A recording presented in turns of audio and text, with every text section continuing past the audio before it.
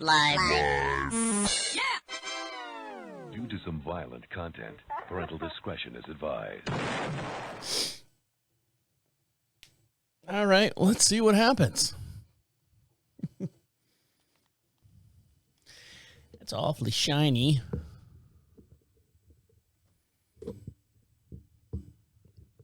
Wish I could fix that sometimes, but we'll have to make do. Make do. Here we go. I don't know what this thing is. I think it's a strip show, dance show. Work there, dude. Welcome to DeaconLive. DeaconLive. Welcome back, guys. On today's show, where am I not allowed to put barbecue sauce, and the real reason why we listen to podcasts, and who's not allowing hospitals to use tainted blood in their child, and how long does it actually take to make boxed macaroni and cheese? All this and much, much more will be discussed here on DeaconLive. How are you? How are things? How are things going? Are you doing okay? Are you getting along with everyone? Is everyone okay in your life? Everything's okay in my life so far.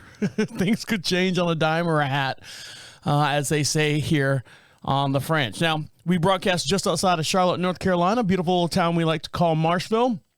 And make sure you follow us on your YouTube channel for every podcast we do. We also have a matching video as well. Hi.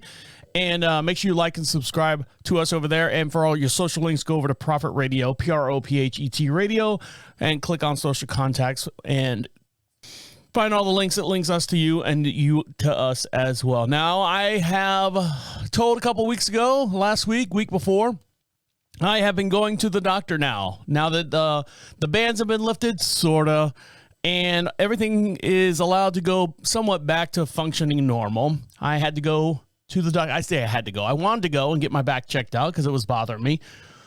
So went through the whole thing, and the doctor signed me up, recommendation, referral, I guess is the word I'm looking for, to go get an MRI. So I had an MRI done the other day, and this is the first one I've ever had. I've had full body scans as far as x-rays and all that, but that's basically, you're just laying on a table and they're taking pictures of you, sensual pictures of you.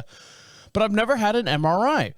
And you always hear horror stories about, you hear stories about both sides on the fence, whether the experience was good, the experience was bad, whatever. But so in my mind, the way my mind works, function, the way it's wired, I always think about all the bad ones. I never, you had a good experience? I don't care about you. Tell me all the stuff that goes wrong. It's the same equivalent as far as when you're reading reviews on something you're going to buy, skip all the 5-star ones. Okay, we got it, 5 stars. Tell me what you didn't like about the product, and let me see if that matches my beliefs as far as what I would want out of a product. Same thing with MRI. What were the bad experiences? Well, the first thing they say is what? It's claustrophobic. It's small. It's a small, tight little area. And second of all, they say it's loud. It's noisy. And third of all, it's boring, I guess, for the most part. If you can be alone in a tube that's literally inches from your face for 10 to 15 minutes at a time, you're fine. MRIs are good for you. Now, there are different MRIs that they have that are open MRIs. There's different MRIs that are closed. They only focus on one part of your body, whether it be your knee, your leg, a hip, or something, some kind of limb you can just stick in there and they can just look at it that way. My MRI was a full body scan. So God knows what they found, after that. But what they don't tell you, what people don't tell you is the noises. I mean, they say, yes, it does get loud. Yes, it does get, I'm going to throw this phone right out the fucking door here. All these spam calls. And you're like going, well, what noise is it? Well, it makes a lot of beeping and a lot of, this kind of noise and that kind of noise. Nobody really tells you what the noise is. So this is hold on, let me switch screens here. So this is what it actually sounds like. Now, this isn't the one that I took, but I found this audio sample online that kind of gave about what the sound sounded like in an MRI. So it's going to freak a lot of people out that's got PTSD because of this. So hold on, here we go. So that's one sound. That's another sound.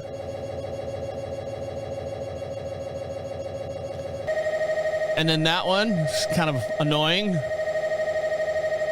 And it just keeps going on and on and on. And then mine had a whole bunch of other sounds like, you know, burr, burr, dur, dur, dur, dur.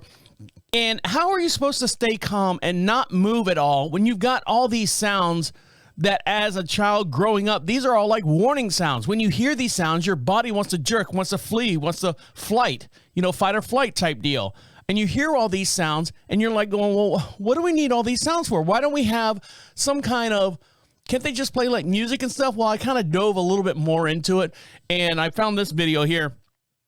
And I'm going to actually switch screens here so you can see this video as we're talking about it here on the show. I know it's early already about showing videos, but you know what? That's what you guys do. That's what we do here on DeaconLive. So here we go. This is what makes some of the sounds in an MRI, just so anyone out there has got one coming up here soon, or if you've been through it, or you just don't know what to expect. This is what's going on inside. One of the questions we most often receive is what makes MRI scans so loud? An MRI scan consists of a symphony of sounds working together to produce crisp, clear images of the anatomy. While there are many different noises that can be heard during an MRI scan, there are two main components that make the loud noises in MRI. MRI sounds begin as a small RF source signal of less than 5 volts, produced by the exciter assembly in the MRI system's cabinet. The radio frequency pulse makes its way to the RF cabinet, where the signal is amplified and directed into the RF coil. You may notice the MRI sounds of one machine may sound different from another. That's because the operating frequency and RF power output required varies according to the strength of the magnetic field. As a good rule of thumb, higher magnetic field requires more RF output at a higher operating frequency. The RF coil inside the MRI scanner acts as a speaker and transmits the amplified RF signal at the angle prescribed by the MRI technologist. So essentially what they're doing is they're bouncing sounds off of your body and through your body, and the magnetic waves in the actual MRI is picking these up. So that's, you know, I wish I would have known that. I wouldn't have been scared shitless. I wasn't scared. Come on. I wasn't scared. But here's what got me. So I'm walking down, well, went into the waiting room, and it was a Sunday afternoon, which was weird. They're open 7 days a week, I guess. And yeah, I'll be in there. Sunday, I'll go in there. Me and my wife go in there. My wife and I go in there. Sit down. We're the only ones in there. Great. Perfect. No pressure at all. Fill out the little paperwork. Are you allergic to this? Do you have this? You know, conditions of this. Turn it in. You would think that the doctor would have sent all this over since it's in the same goddamn building. So the guy comes up. He's got a mask on because everyone wears masks in these facilities. And I said, can my wife come back there with me? You know, because I'm a pussy. And he goes, no. He goes, I would let her. She's not allowed to be in the room with the MRI machine. And there's no room for me or for her in the room with me. I said, okay, babe, I'll be out. Love you. Maybe never see you again. In my mind, I'm thinking of all the different horror movies where you've seen someone they forgot that it had some kind of metal in them and the MRI machine, because it's a huge magnet, it just kind of rips everything out of them and they're dead. So I'm sitting there in my mind going, well, you know, growing up in my adolescent years, I had a bunch of piercings. And I wonder if now, not that I have forgotten about any of them. I mean, they're all out on the outside of my body, but I always think about stuff like that. And then I go, okay, one of the questions was, do you have any kind of like dentures or anything like that? And I'm like, well, I have a bridge right here. I don't know what they put in that bridge. They didn't tell me. They just go, bing, bing, bing. Here's your bridge. You're done. Is that going to rip out of my mouth? Am I going to see my teeth on the top of the friggin' machine here on the inside of this thing bleeding? And all these different things are going through my mind. So I'm like, all right, babe, you know, I take all my rings off just because I'm thinking of all this metal stuff. So I go in the back room there, and the technician guy goes, all right, take your belt off if you got one. All right, take my belt off. He's like, do you have any jewelry or anything? I'm like, no. He goes, okay, come on in. And I'm like, what? I'm wearing jeans. I go, what about the rivets and the zippers? Nah, they'll be all right. So is it a myth that it rips stuff off of your body and stuff? Because I'm thinking, you know, MRI machines, you've seen the spy movies where they turn it on and the guns go flying across the room and they stick to the machine. How come my zipper, Easy, fellas. How come my zipper and the rivets on my blue jeans didn't rip off my pants and stick to the ceiling? Here's another thing that kind of freaked me out. As we're walking back in this, it's a long hallway. It's a long hallway because we're shuffling our feet. It's probably a 10-foot hallway, but he's just shuffling his feet, asking me questions. And he's flipping through the paperwork, and he goes, oh, it looks like Jennifer, your nurse practitioner, wanted to do a contradiction injection or some kind of injection in me. And I go, okay, well, she didn't tell me that. Well, do you have any qualms with it? I go, well, what does that involve? He goes, we inject a dye in you to get contrast injection. We inject a dye into you and we take another scanning with the dye in and with the dye out. I go, okay. You got any problems with that? I'm like, well, I mean, where are you putting it? Not where you're putting it. Yeah, I guess. I have no problems with it. And he kept going, are you sure? Are you sure you have no problem with it? And I'm like going, well, hold on, dude. Now I am kind of unsure. What kind of needle are you sticking me with? I mean, is it like a size of a chopstick? You just putting it in one side of my vein and draining it out the other side like I'm a cadaver of some sort? He's like, oh, no. It's called a butterfly needle. It's the smallest needle they ever make. Are you sure you want to do this? I'm like going, yeah, that's fine. I have no problems with needles. Let's go. So went through the machine one time, 15 minutes, came back out. It's weird. You try to sit perfectly still, and what does your mind say to do? Don't move. And what does your body want to do? Move. So I'm being as still as I possibly can. And when I come back, I'll dive into when he put the injection in my body and what happened there. Stick around. You're listening to Deacon Live right here on Prophet Radio. I'll be right back. Welcome back to Deacon Live. You want to be heard? Of course you want to be heard. We'd love to hear from you, and the way you can be part of the show, you can do that at any given time.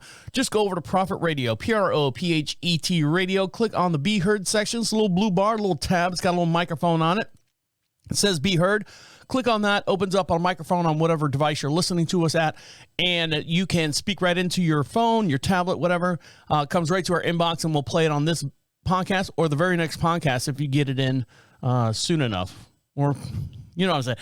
We'll play it on this podcast or the very next podcast as well. And we have a catalog of over 7 years of shows. So make sure, if you have any questions or anything, make sure you kind of like the older shows, make sure you define a little bit of what the older shows are that you have a question. Or if you just like to say, hey, we love the show. We hate the show. When are you going to do this? What happened to him? What happened to her? That type deal. We'd love to hear from you. And follow us on our social networks as well, Facebook, YouTube, Instagram. I have been doing a little bit of Instagram. I made fun of them last week. So I did post a couple things on Instagram. And we've been slowly getting on TikTok. I think we have a whopping right now, because I just started the account, I think I got a whopping like 300 and some odd followers. So we're out there doing our thing, trying to keep up with you guys as well. Now, trying to keep up with me is this whole MRI thing and the technician that was telling me that, once I go in the MRI, don't move. So, of course, your mind sits there and goes, don't move, don't move, don't move. And your body wants to go, I want to do that. I want to do this. I want to wiggle. I want to wiggle. Now, if you ever seen the schematics of what an MRI actually does, there's a whole lot of magnetic fields like swarming around in and out of the machine. I'm laying there and I've got this little, what they call a sheet. It's the equivalent of like tissue paper on my arms, just because it does get a little cold in there. They use liquid hydrogen, liquid helium. They do all this stuff to keep the machine nice and cool. And I swear I'm laying there as calm can be. And I've got a little button in my hand, a get out of jail free card is what he says. If you pass out, or if you want to get out of this thing, just hit the button. The machine shuts off. It shoots you out like a bullet out of a shotgun. No, it just brings you out of the machine so you can sit there and recoup yourself. But I was laying there and I could feel my legs like atrophy. My muscles wanted to go, and I'm doing my hands as my feet if you're watching me on the video here. So my feet were just sitting there and my legs would go, just a little twitch, little muscle contraction. And then I started thinking, okay, if that's happening, I'm not thinking about it. You ever had those sleep jumps when you're sleeping and then all of a sudden your body just goes, yeah, I'm afraid that's going to happen. So I'm worried about my bridge being ripped out of my mouth, the zipper of my jean being ripped out of my mouth, my legs with atrophy or twitching back and forth. I'm going to do this nervous wiggle jump and this guy's going to stick me with a dye with what he calls a butterfly needle. So we get to that point, 15 minutes in the oven, in the machine, and then they pull me back out. And he goes, okay, we're getting ready to do the injection. Are you okay? Now, granted, he did give me earplugs because the machine is horribly loud, 100 and some odd decibels at some time. So I'm like, what? Pull the earplugs out. He's like, we're going to do the injection. So I kind of roll over on my side. I'm thinking he's going to give it to me in my back because that's where the problem is. You want to get the ink dye where the problem is. He goes, no, I'll just give it into your arm. I'm like, well, how long does it take to get down there? He goes, almost instantly. I'm like, okay, no problem. He's like, right or left arm? I said, doesn't matter. I said, I just had blood drawn on my right arm last week. Go ahead and do the right arm. So he's like, all right, I'm sorry. And he kept going, I'm sorry. And I'm like thinking, dude, shut up. Your sorries are making me panic. So he ties my arm off and he's like, vein, looking for a vein. He's smacking, squeeze, finally gets it in there. And it's the smallest needle I've ever felt in my arm. Not even, it felt like nothing actually. He gets it in and he's like, okay, it's in. And then he goes, oh, it's blue. And I go, it's blue or it blue? Oh. And I got to try it again. And I'm like, okay. And so he starts unwrapping the contraption, the rubber band thing, and starts pulling out all this tape in a panic. Now, I could see him out of the corner of my eye because I'm laying on this flatbed gurney contraption thing, which is also awesome for your back, by the way. No, it's not.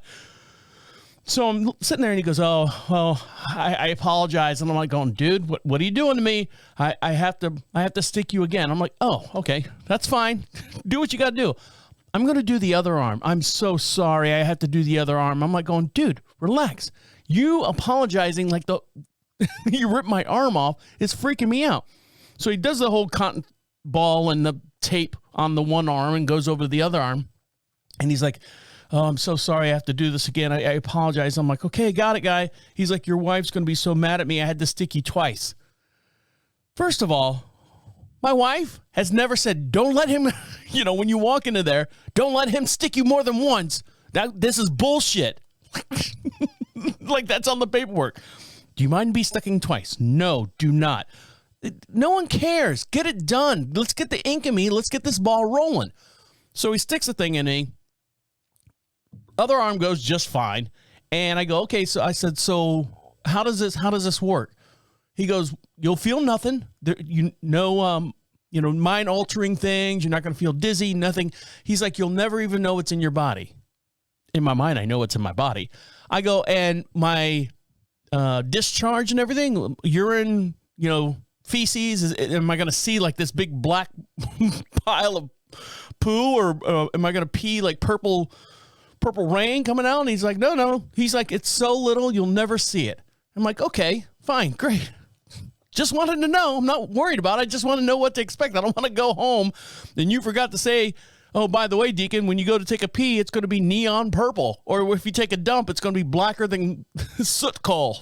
And I freak out and pass out in the toilet and all that. And anyway, so everything was fine. Went in there, 5 more minutes in the oven easy bake oven, and pulled me out. He's like, all right. I go, how'd I do? He goes, great. He's like, you didn't move one bit. In my mind, I could feel my body moving. But anyway, so MRI's done.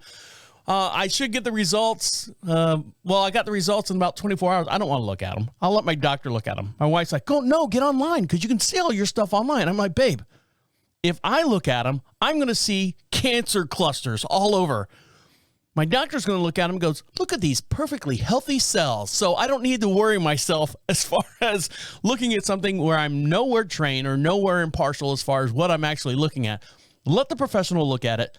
Let them tell me, and then I won't have to be a ball of nerves when I go to bed at night. How about that? Can we do that? Can we do that for me, please? He already stuck me twice. I'm surprised you're not mad about that. All right. All right, guys, when we get back, I'm going to take a short little break. When we get back, I'm going to talk about how to win over friends and why you actually listen to this podcast. And I know a secret. And you probably do too by now. Stick around. You're listening to Deacon Live right here on Prophet Radio. I'll be right back. Welcome back to Deacon Live. You want something for free? Well, we'll give you something for free, but you got to do me a favor. You got to go over to Prophet Radio, PROPHET Radio. Click on the free swag section. and fill out the little form there. I'm not going to do anything with your email address. I just want to say thank you for listening to us, from sharing us, and doing all that stuff. We'll send you out some magnets. I got some pretty cool 4x4 magnets you can put on your refrigerator. I got some stickers for your car. I got a whole bunch of stuff out there, buttons, pins. I think I got a couple hats left and things like that. So just fill out the little form there. Basically, I just need not email address. I just need a physical address to send you out, just to say thank you. And for all our listeners overseas, it might take a little bit longer for me to get to you, but I'll get it out there. Don't worry, nonetheless. Now, you guys have been listening to podcasts. This podcast started many, many years ago. Actually, at one form or another, it started back in 1999, before podcasts were even started. I've been doing radio since 98, actually. Had a chance to do my own show in 99 on an AM station that went over to FM station later on. And then the internet took a big burst. Internet hit. Podcasts weren't really looked at as far as entertainment or feasible media for people to listen to. And over the last 10 to 15 years, it's really taken off. People are seeing and putting a lot of production values into podcasts. And there's also, it gives you an avenue to listen to a bunch of different ideas without having the FCC get involved. And I think that's the most important thing. I can say, the 7 deadly words. I try not to say them too much. I know that some parents listen to this in their car ride. I know some, I had a listener the other day. He emailed me and, said, I really enjoyed the show. Appreciate it very much. I listened to it on my way back from Virginia, coming back here to North Carolina. I'm like, great. Appreciate, you listening. And this guy's been listening to the show since we've moved up here to North Carolina. Now, I've been in North Carolina here since 2014, born and raised in Orlando, Florida. Just give me an idea on the background of the DeaconLive show. Now, the DeaconLive shows take on several different names, and this is its current name right now. You ask DeaconLive where we get the name from. Deacon is, I worked in nightclubs back in 98, 99 when the whole rave scene was going on. Worked in a couple naughty bars, for lack of a better term. And the DJ before me, his name, just a name that he had, was called Reverend Bud, DJ Reverend Bud, B-U-D. And it's kind of weird that people kind of throw their own name in there. I don't know, I think it's kind of cheesy. But he, one night I was taking over. He opened up for me, and I was taking over the show. And when I say DJ, I'm talking like music, like house music, like, trap music and all that stuff, raves and stuff. And he said, here comes the Deacon. And the name just stuck, and it stuck. It stuck and tuck. And I've been known on the radio for a while as the Deacon. Now, a lot of people out there will, Google search Deacon, and unfortunately, it's so diluted out there with all the different. You start getting into religious things. You start getting into Dan Deacon out there. I know I've got a lot of stuff asking me when I'm coming to town to perform at their, art center. I'm like going, I don't think you got the right guy. But nonetheless, DeaconLive is the name of the show. And the reason why we call it DeaconLive is because it's recorded live here in the studio. What you hear is what you get. We do shrink it down for time. Sometimes I get a little long on a couple of my rants and stuff, but basically it's unscripted. I pull a couple news articles from your media sources, some news articles that you haven't been, impounded on your head over and over and over during the week. And we kind of pick through those and basically just give you like the lighter side, a lighter conversation of things going on. Now, we do get a little bit dark when dark needs to be light shed on. So sometimes we do that, and that's the history of DeaconLive. So this is why I do the show. I appreciate all of our clients out there that we have. We hope we produce a very good product for you guys, whether you're listening to us or you're taking the time to be a part of our show. We'd love that. So that's where we're at. That's where DeaconLive is. Now, why do you listen to DeaconLive? Why do you listen to just podcasts in general? Well, unfortunately, there hasn't been really any studies that have been out there focusing on why people actually listen to podcasts until now. Studies have shown that podcast listening help people fulfill their social needs according to a recent findings published in the PLOS1. Studies have found that people who listen to more podcasts per month reported a greater this is why you listen. me struggling with news articles. I got all these lights in my face and I have a slight dyslexia. So I read 4 sentences and I put them all in different orders. So that's one of the things. Hey, behind the scene, behind the curtain here. Let's try this again. The study has found that people who listen to more podcasts per month reported a greater presence of meaning in life than those who formed parasocial relationships with hosts reported a greater sense of relatedness. I guess basically if you can connect with me, I can connect with you. But podcasts are becoming more increasingly popular around the world. These audio recordings cover a wide variety of topics such as news, education, comedy, health, and spirituality, making them appealing to all kinds of personalities. And in this show, DeaconLive, we do educate, comedy, health, spiritual, and news as well. So we appeal to the whole entire broadband of people. Authors Tobin and I'm just saying Stephanie Tobin. The author Stephanie Tobin wanted to dive a little deeper into the types of people who listen to podcasts and the way they listen to them and the reasons for listening to podcasts. The researchers also wanted to study outcomes of podcast listening, suggesting that the practice may help fulfill basic psychological needs of autonomy, competence, and relatedness. In the relationship to the amount of research of social media use, there wasn't much on podcast listening, explained Tobin. As an avid podcast listener myself, she says, I wanted to know more about who listens to podcasts and what they get out of them. I wanted to study it before everyone else was listening, so I could compare the listeners to non-listeners. Tobin distributed an online questionnaire to 308 adults from various parts of the world, including the UK at 22% of them, United States at 14%, and Portugal at 14% as well. So 308 adults is what she gets her. That's a small field of representation of people who listen to podcasts. The respondents completed various personality measures like the need to belong, the need for the extent of people to like them, and being the big 5 personality traits. The participants were also asked if they listened to a podcast, if they've ever had, and if they had, they were then asked various questions about their listening habits. According to the results, 78% of the participants had listened to a podcast before. Great.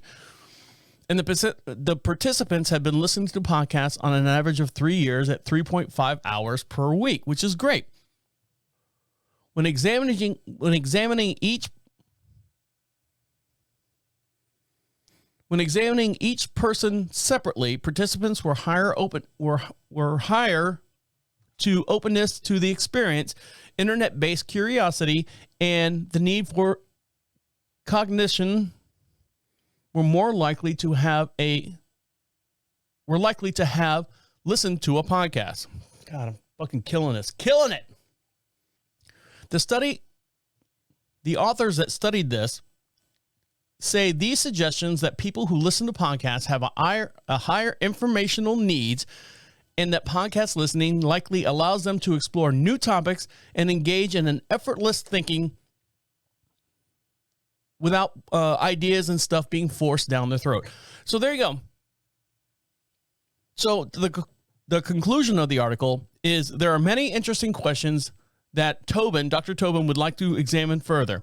We've been looking for the different aspects of the meaning of life, purpose, coherence, and mattering in us personally as humans, and how they can relate to different kinds of social engagements with podcasts. I also know that more about how different kinds of podcasts may provide different gratifications. Some podcasts and so on. Some podcasts seem more relational, like hosts who cover different stories each time, kind of like ours, and seem more goal-oriented, trying to solve a case, like those murder things. What do people get out of each kind? For more on the study, you go to, if you want to read this study, Why People Listen, Motivations and Outcomes of Podcast Listening, authored by Stephanie Tobin. So you can check that out as well if you want to learn a little bit more. But, nonetheless, we appreciate each and every one of you for listening to us and giving your hour a day, if not a day, however many shows that you get backlogged on. Like I said, we've been doing this show for over 7 years now. And most of the content is evergreen, which means you can go back to any of it and just listen to them, because it's not like George Bush was elected today. Bill Clinton did this today. It's not that type of time frame type media podcast that we do. Everything's pretty much evergreen. You can listen to older shows and stuff and find out what's going on. And it's information that you guys can use. So we appreciate that. Now, when we come back, you want to have some more friends? Of course, that's why you listen to the podcast. And I'll tell you the 2 words that you can say to make everything okay. You're listening to Deacon Live right here on Prophet Radio. I'll be right back. Welcome back to Deacon Live. We'd love to hear from you, and the way you do that is to be part of the show. Let's try that again.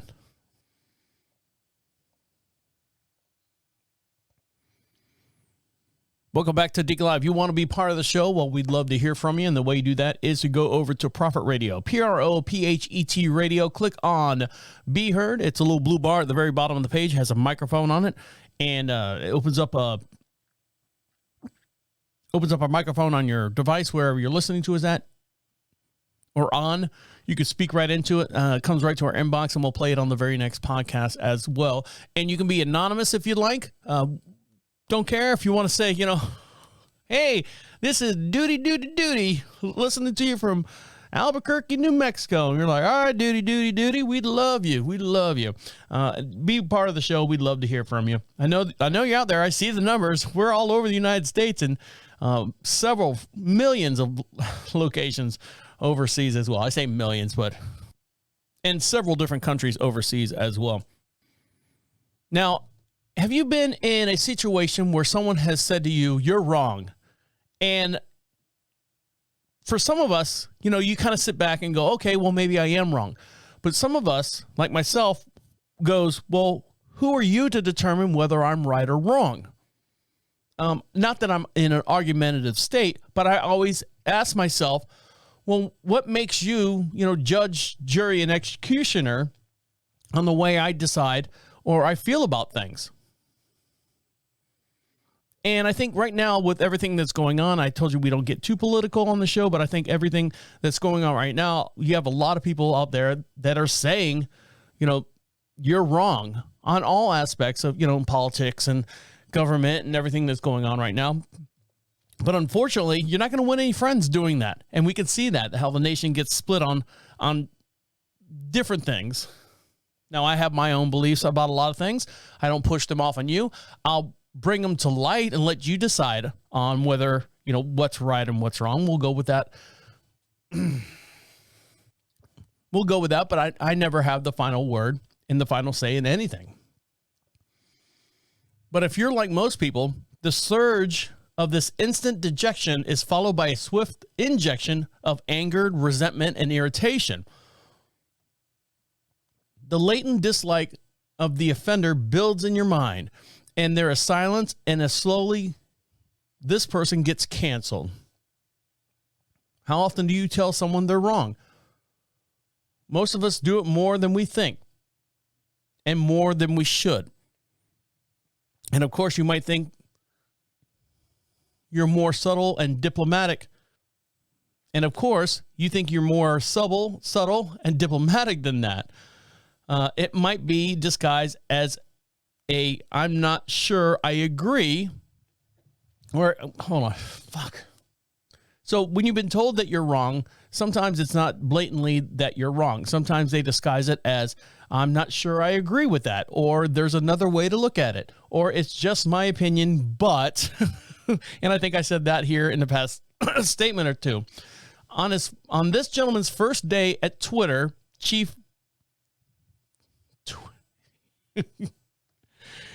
Twit, which I'm sure they used because of Twitter and Twit at the same time, Elon Musk fired his CEO. The actions are equivalent to the same thing. So as a leader, the cost of liberally using this phrase is high. A fleeting moment of ego. What the fuck am I reading? And of course, a healthy disagreement is essential, but not all the same and as 50 different ways of saying you're wrong. A skill many of us has mastered in every industry that I've ever worked at. So imagine your boss, colleague, or partner coming up and saying you're right. What's more is they announce it publicly in front of everyone. You jump a mile high in the air when you finally say that someone has stepped up and said, yes, finally, I'm right on something. What's more, you feel far more valued than anyone in the room at sometimes. Happiness is a super spreader, and that single comment carries force and multiplier effect, and so on and so forth. This it's positively contagious.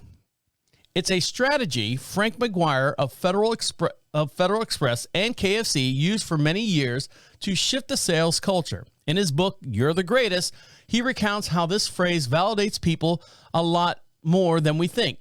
Moreover, it improves the bottom line. He argues motivation lasts a short time, but validation lasts a lifetime. Chairman Fred Smith agrees on this approach. Not only taught at Federal Express, not just how to communicate, but how we have a heart as well. Why don't more business leaders engage in a positive reinforcement? After all, we live in a modern era that increases the demands of compassionate leadership, kindness, and empathy. In some cases, preoccupied leaders are unaware of the potential impact that their words have and potential contingencies on positive statements. In other words, it's a form of protection and self-approbation. You're right does mean, if you're right, does that mean that you're wrong? Well, it might. And so what? As a leader, if you constantly boost the level of validation, you're guaranteed three things: more friends, more influences, and more satisfaction. So hence the popular phrase that Henry Ford once said, whether you think you can or you think you can't, you're right. I think what band is, if you decide not to make a choice, you've still made a decision. I forget what band that is. But I mean, be a little bit more positive out there. Yes, you're right on that aspect. And then this and that and, so on and so forth. I've been out of the mainstream workforce for many years now. But I know I was a manager for a very long time, 200 and some odd employees underneath my helm. And I always had a positive approach to every situation. I never came down and said, we need to get these numbers up. We need to get these numbers up. Look, this building and all this was going on many years before I took over. I'm just trying to make everyone inside the building a little bit happier doing their job. When you have happy people, you have more productivity, and you find that people don't kind of cheat out on you if you give a positive atmosphere for them to work in. So you're right. Yes, you are right. I agree with that. And then they shut the door and you go, fucking idiot. No, I'm kidding. That's the joke that comes out of me.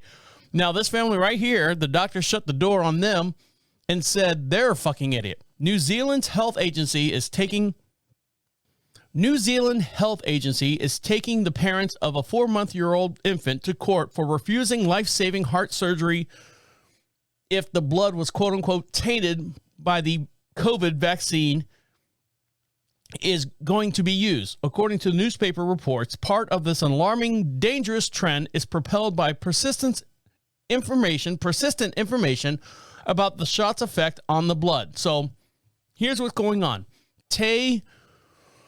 Oh, let's see. How do we figure out this name? Te-Watu, W-H-A-T-U, Aura, O-R-A, Aura, Te-Watu Aura, New Zealand's health service has asked the courts to transfer guardianship from the infant's parents so consent may be given to use donated blood during the necessary open heart surgery.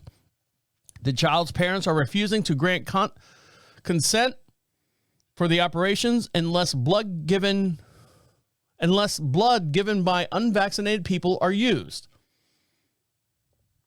They describe the vaccinated blood as tainted. New Zealand's blood services says they do not separate or label donated blood by vaccination status, nor there is any evidence suggesting that vaccinated adversely affects the quality of the blood for the transfusion. After COVID-19 vaccinated, any COVID-19 vaccinated blood breaks down as soon as after it's injected. The blood service says, okay, so that's not a good sign there. I don't want it to break down. I want to stay in my system. Adding that all donated blood is filtered during processing, so any trace amount poses, quote unquote, no risk to the recipients. All right. Now I understand if you donate blood, they kind of run a scan on it to see if there's any kind of AIDS or HIV or anything like that. I'm sure they do some kind of screening for blood like that, but they don't screen for COVID vaccinations. What if I growing up, I never got the tuberculosis vaccination? What if I never got any kind of vaccination?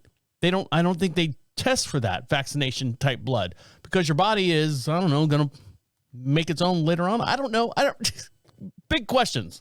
The issue has created an impasse between the two parties and Sue Gray, the parents' lawyers. I wish I could read. The issues has created an impasse between the two parties and Sue Gray, the parents' lawyer. Prominent anti-vaccination campaigner and also anti-vaccination campaigner claimed the parents are simply demanding better care of their child than what the state is offering, and that the state has written them off as conspiracy theories. Paul White, the lawyer representing the healthcare service, says the application is based on the best interests of the child, according to the Herald, adding that most children with the same condition would have been treated weeks ago. Here's what to look out for: how quickly the courts will act. White, pointing to the normal time frame for treatment described in the case as urgent. The judge set a urgent hearing for next Tuesday following an administrative hearing of High Court. This next Wednesday, around 100 protesters are gathering outside the court to support their parents' crusade. So here's the thing. I mean, where do you start on that?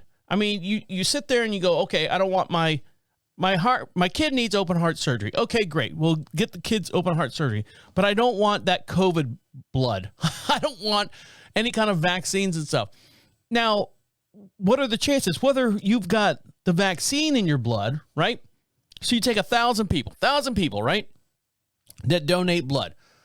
Let's say 50% of them got the vaccination, right? All right. Boom, I got the vaccination, my booster shot, my double booster shot, all that stuff. The other 50% maybe had COVID and created its own antibodies. So are you against the antibodies that normally naturally came out of COVID after someone got COVID? Or are you against the COVID vaccine that they gave people and the booster shot so they wouldn't get the initial COVID-19 strain? You tell me, because I'm confused. Where do you start? Are we going to start sifting blood through metal detectors and mineral tapestries to figure out what kind of blood is in there and what that person's doing? What if this person ate hamburgers and cheese dogs and all this bad stuff in its life, and the person died and they donated all their blood and their body to science? Am I going to have to sit there and say, well, what's the health of the person that gave that blood? Here's another thing. Throwing this out there. Call me crazy. What if a transgender person donated blood? What if a transgender person donated blood? Would you refuse that? I mean, do they put a picture of everybody on the You know, the bladder of blood that everyone gives. I don't want a transgender blood. I don't want a gay's blood. I don't want a, whatever blood. I don't want a Lutheran's blood. I don't want a Catholic's blood because their protein and diets are different. I don't want a Jewish person's blood. Give me a break. Fix a kid. I can understand, some things, but this I cannot wrap my head around. All right, guys, when we come back, I can't wrap my head around why my wife won't let me use barbecue sauce on this one item. And I mean, she literally foot down yelled at me and said, "You are not using barbecue sauce on that." And when we come back, I'll dive into that here when we come back. You're listening to Deacon Live right here on Prophet Radio. I'll be right back. Welcome back to Deacon Live. Make sure you follow us on all your social networks. And the way you do that is go over to Prophet Radio, PROPHET Radio. Click on social contacts, and you can see all the stuff that links us to you to us as well.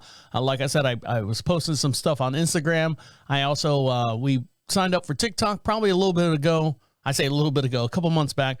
We only have about maybe 300 followers out there. So if you want to follow us on TikTok, I post TikTok videos up there if you want to see us here in the studio or the little weird stuff that we do around here on the property.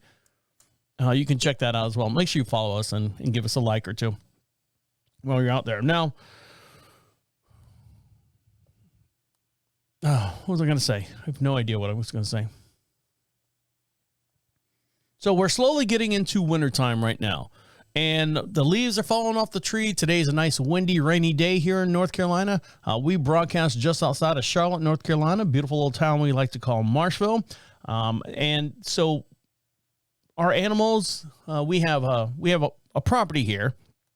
We have chickens, 22 some odd acres. We have horses and chickens and dogs and then goats and livestock and all that stuff. We have a full-fledged farm here.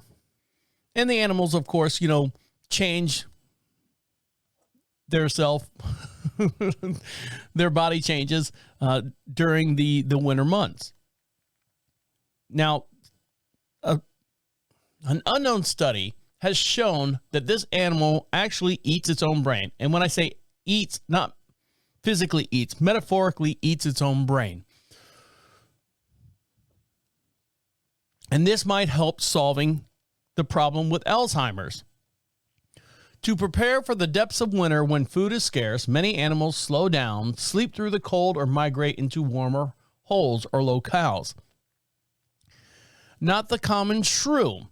To survive colder months, the animal, quote unquote, eats its own brain away, reducing the organ by as much as a fourth, only to regrow much of the brain later on in the spring. The process of shrinking and expanding the brain and other organs within seasons, dubbed the dental phenomenon, which allows DEHNEL phenomenon, which allows animals to reduce calorie consumption tissue when temperatures drop. Researchers have discovered that seasonal shrinking of the skulls in other animals, high metabolism mammals, including weasels and the most recently moles. The shrew incredible shrinking brain is more than just a biological curiosity. Understanding how these animals are able to restore their brain power may help doctors treat Alzheimer's patients, including multiple sclerosis and other neurodegenerative diseases in humans. In the beginning, the doctor could not grasp it. In the beginning, I couldn't quite grasp it, says John Dirk Nealon, an associate professor of health and science and technology, who is now researching drugs designed to mimic the shrew's brain-altering chemistry in humans. It was really amazing the way they reacted and the way they responded. For decades, few scientists grasped the implications of August Donnell's. Don't care about that. Unlike deers and bears, shrews are too tiny to migrate and too hyper to hibernate when winter arrives. They live fast and die young, with an average lifespan of more than a year. A little bit more than a year. Their metabolism isn't set for slowing down. This makes the jittery creature awful challenging to study in captivity. The most common shrew is one of few animals with a venomous bite. It emits a nasty odor, to potentially deter cats or any other predators. To acclimate the shrews to the season, researchers keep the cages outdoors. We cannot get them to go to sleep. It seems more likely to knock out. We cannot get them to sleep. It seems almost like a knockout state, but not built in, because they can't afford to become unconscious because they will simply starve. The little bastards. So what they do is Shrew's unorthodox strategy of reducing their brain power may help them save on energy during the wintertime, but it comes as a cost. In a series of experiments involving finding food in a sandbox, larger brain shrews in the summertime outperform the smaller brain counterparts in the wintertime. It's a compromise. You make the brain smaller, you save energy, but you become basically stupid. And what happens next is even remarkable. In the spring, their brains grow back and their ability to solve the puzzles appear to return again. So they shrink the brain to save on energy and stuff, and then regrow it back when they have to in the springtime, so they can go out there and be smart again. Now, my wife, in the wintertime, now I like to eat in the wintertime. I like to eat a lot. I could stand to lose a little bit here, but we're just coming out of Thanksgiving, and my wife does a very, very nice turkey. She does the traditional, bakes it in the oven, and we had a very nice Thanksgiving dinner. And now we've got leftovers. So one night I was laying in bed, and, sometimes you have these dreams, and they're like very, very realistic.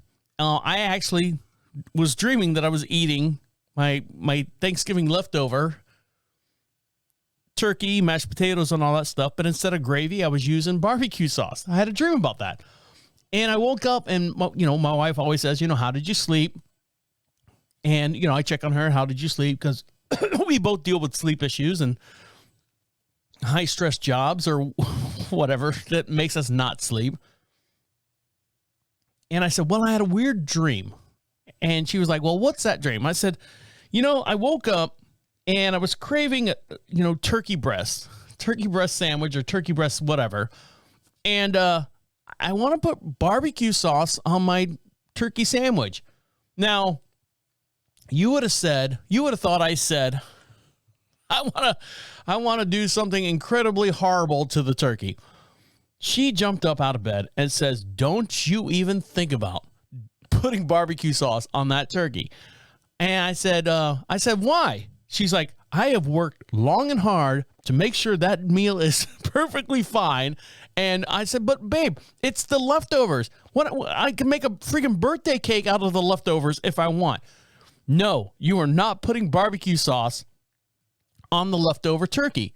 And I'm thinking to myself, why? I said that, unfortunately, and I know my wife listens to this, my wife cannot make a good gravy. I don't know what it is. I don't know. I've never made gravy before other than, you take the remnants, you pour flour in the thing, you stir it up, and it's supposed to be almost like in my opinion, almost like a pancake batter. Nice, a little thick, little looser than pancake batter, but still, it needs to have some kind of flow.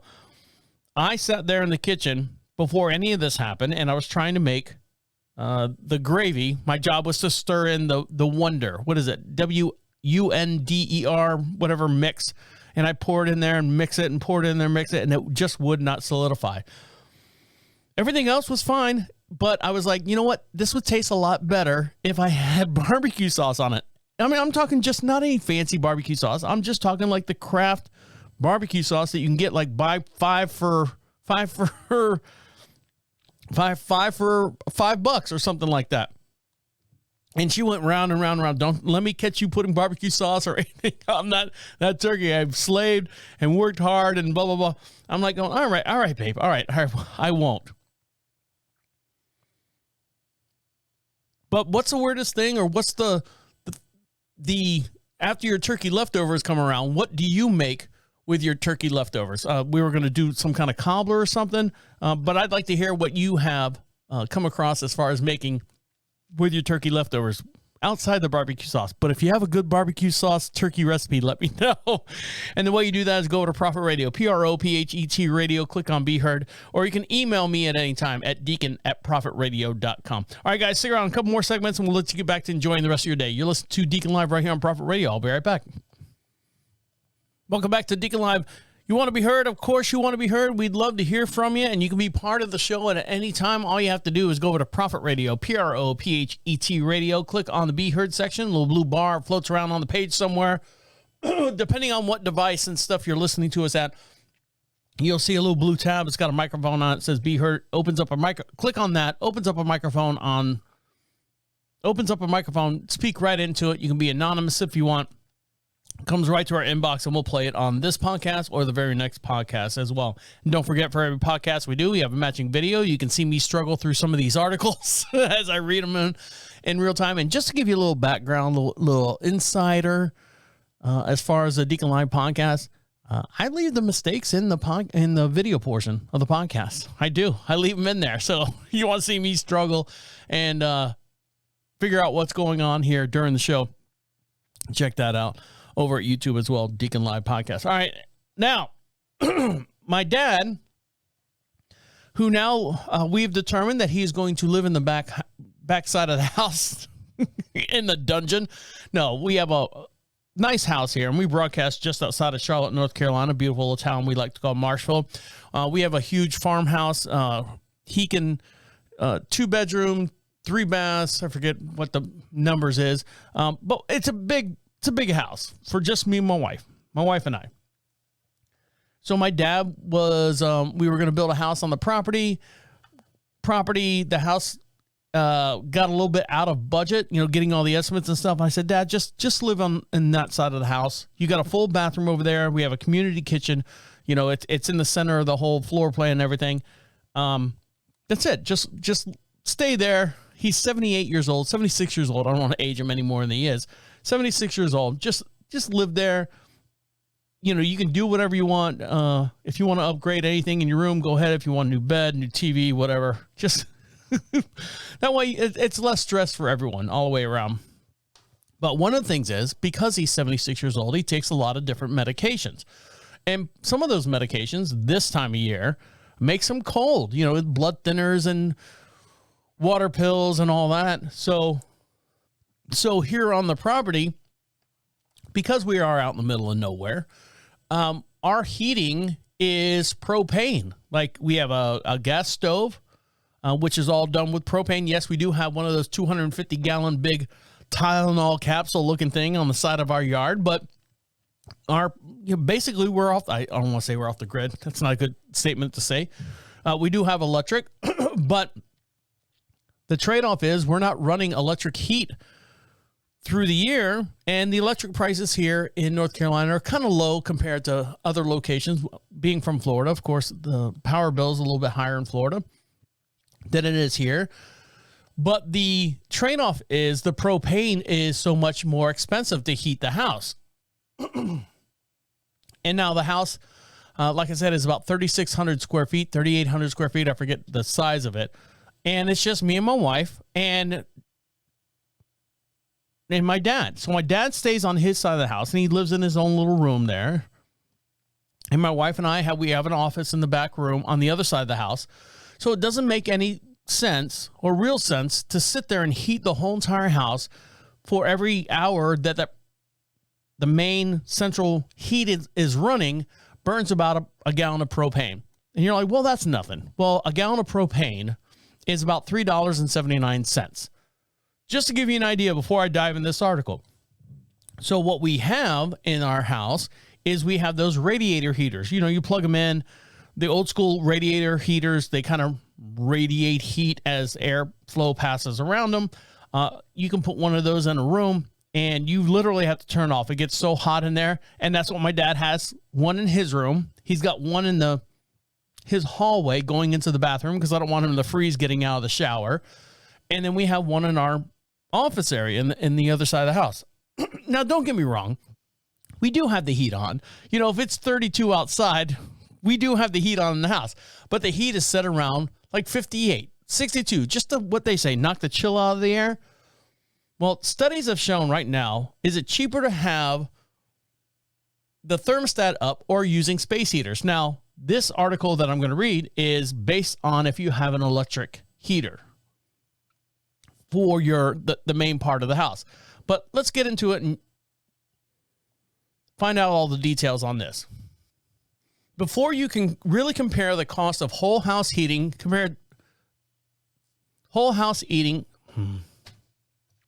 before you can compare the whole house heating versus space heaters, there are some factors to consider for your own individual home. In October, the U.S. Energy Information Administration said that Winter Fuel's outlook that heating costs will be higher this year in this winter than recent years.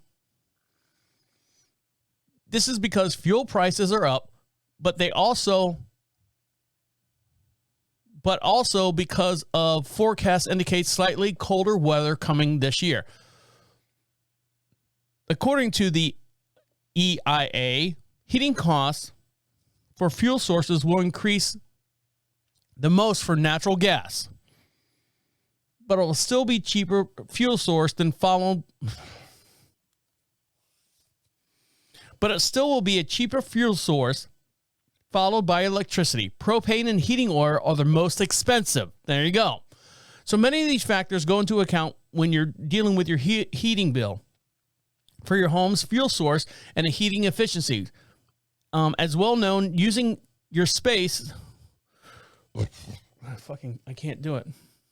There are many factors that go into a heating bill, from your home's fuel source for heat to efficiency, as well as how you're using the space or how you're using the space. But in general, since central heating powered by natural gas is cheaper than heat from electric, heating a large space will cost less than the HVAC system that runs on gas. However, the biggest thing to consider when deciding whether to turn up your thermostat or use space heater is whether the goal is to heat a smaller space or larger space in your house. If you're just in one or two rooms, it might make sense to turn down the thermostat and run space heaters in the rooms that you're occupying. If you use multiple space heaters in several rooms, you're much likely not saving much energy versus turning up the whole house heating system. But buying a space heater for every room would increase the electric bill more than if you just bumped up the thermostat a few degrees. Here's why. Most of us pay an average about 20 cents per hour for a 1,500 watt space heater on average for an average room size. Over 8 hours, that's $1.60 a day or $50 a month. If you are using multiple space heaters, increase that average a month times how many heaters you have in the house. However, the average home racks up about $120 in energy bills each month, with about half of that going to cooling and AC. Cooling and heating, sorry. I don't know anyone that pays $120. The age of your appliances, of course, go on and on and on, but $60 pales in comparison of the average cost of using multiple space heaters. So they're saying that your heating bill or your electric bill goes up about $60 using electric as to using space heaters. But we don't have electric heater. We have a propane heater. You turn it on, flames shoot up, and a blower blows over the flames. So you also want to consider, if you're getting up and moving around a lot, you'll be chilly as you move in between colder rooms, as those have space heaters and those that do not. So what we have in our house, like I said, my dad has an oil heater in his room, radiator heater, oil heater. Doesn't use actual oil. It uses the oil in the... It's a radiator heater. And then we have a radiator heater just outside his room in the hallway and stuff as he comes into the kitchen. And then we have a radiator heater in our bedroom. And when I say radiator, you can unplug and plug these things. They move around. You know, it's one of those. Look it up on Google. You can unplug them and move them around. They work great. They get hot, though. Man, do they get hot. And essentially what it is, you ever seen a lava lamp where there's a light bulb on the bottom and it heats up the coolant or whatever inside the lava lamp and it starts bouncing around and stuff? Same thing with a radiator heater that you plug in. It's got an element in there and it heats up the oil that's inside the heater, and that moves around and it radiates heat in that room. Man, it gets hot. It does get hot. So us here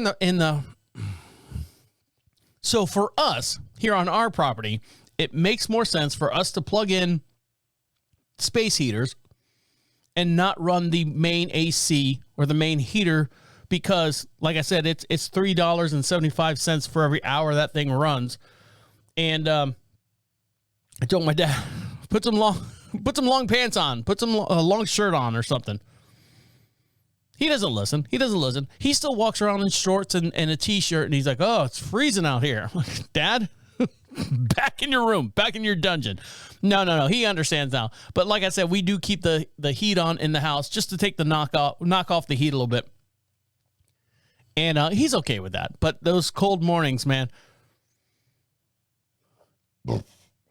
I think he exaggerates a little bit. He walks around the house like he's freaking elk hunting. He's got his, Fargo hat on and big leather heavy winter jacket on. He's walking around the house, and I come out in like my house pants and flippers, or my fuzzy slippers. Yeah, what are you doing? I'm sitting there drinking coffee. Hunting elk today? Ooh. Let's go ahead and mute that. Now, here's something. Now, this article right here, I saved this for last because I just wanted to show how you're wrong. This lady is wrong. We say don't be negative, don't be anything like that. This lady right here is wrong. I'm sorry. She's wrong. And the title goes like this. Woman sues Kraft, claims that Velveeta microwave mac and cheese takes longer to make than advertised. Yes, I know. How long does it take? A minute. I can't wait all minute for this to heat up in the microwave. No, it's not a minute, but just to give you an idea of everyone out there who's very litigious about suing people for just the stupidest thing. Now, granted, yes, we should hold people accountable for labels that are put on their products. For example, this will grow hair, and you put it on your hair or put it on your head and it doesn't grow hair. Yes, you can sue those people. But this case right here that's going to court has Kraft Heinz Food laughing in their offices. The label of the cup of Velveeta microwave mac and cheese says that the meal only takes 3.5 minutes to prepare. But a Florida woman, shocking, says that this is false. She is suing the manufacturer for, get this, $5 million. Amanda Ramirez of Hialeah, that's South Florida, she's looking for a payday, has filed and proposed a $5 million class action lawsuit, so she's only going to get $1 from this if it goes through, against Heinz Kraft Food Group, alleging that the food producer of Velveeta's shells and cheese takes longer than the advertised to prepare. The court documents show this. Attorneys for Ramirez filed a lawsuit in the District Court of South District of Florida on November 18th, according to the complaint. The lawsuit claims that the package on the microwavable single-serve cup of mac and cheese says it will be ready, quote-unquote, ready in 3.5 minutes. Is, quote-unquote, false and misleading. So where do we start the time? Where do we, when it says ready in 3.5 minutes, does that include you walking over to the cabinet, figuring out what you want to eat out of the cabinet, or, a snack machine, and then putting it in the microwave? Or is it 3.5 minutes in the microwave? Let's go on. The product's instructions say to microwave the cup for 3.5 minutes. Well, I answered my own question there on that one. But Ramirez's attorney argued that this number does not account for the 4 steps required to prepare the pasta. this is where it gets stupid. You ready? Remove the lid and sauce pouch, adding water, microwaving, and stirring, according to the court documents. These are all in there. The additional steps means it is impossible for the mac and cheese to be ready in just 3.5 minutes, according to the complaint. All right. This is where we're at, people. This is why people listen to podcasts. Kraft Heinz Food and Company dismisses the lawsuit as frivolous in a statement. We are aware, this is Kraft talking, we are aware of the frivolous lawsuit which strongly defends against the allegations in the complaint. Oh, we will strongly defend. All right. So the lawsuit alleges that Kraft unfairly profits off of false advertising the cups, especially because customers trust the well-known brand to be honest with them. Ramirez, yeah, let's be honest, lady. Ramirez lawyers argues that the company sells the product at a substantial premium price, is using the misleading market to ready in 3.5 minutes, which instantly catches the eyes of all reasonable customers. No, if you are a reasonable customer, let's start there. If you are a reasonable customer and you think this is going to be ready in 3.5 minutes, and she's saying that, well, you have to take the lid off the thing and you have to pull the pouch out. Let's throw this back on her. Let's do it. Me and you, all of us here. What if you have no fingers? What if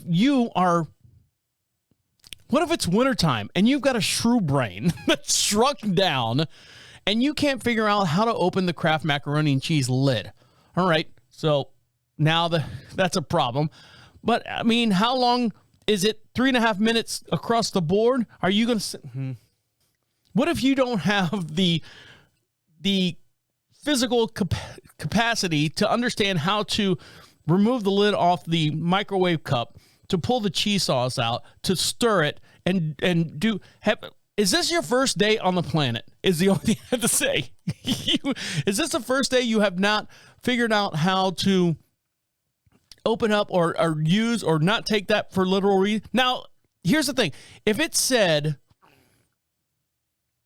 Kraft macaroni and cheese will make you beautiful in 3.5 minutes once you're done eating this, that's a statement that you can go, okay, this is false.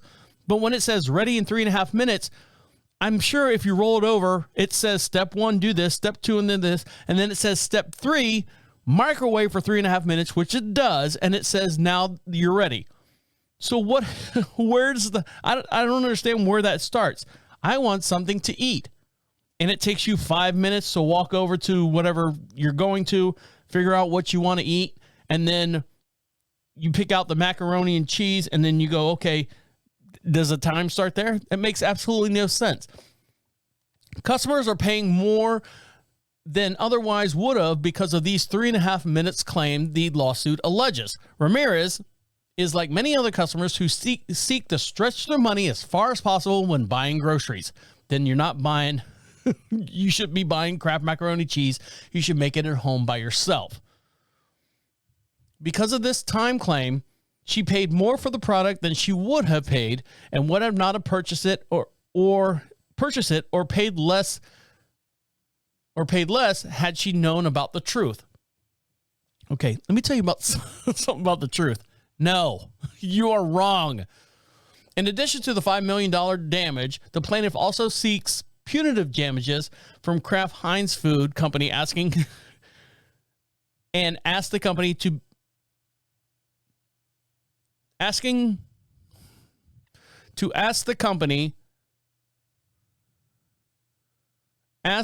be ordered to cease the deceptive advertising, as well as be made to engage in corrective advertising campaign,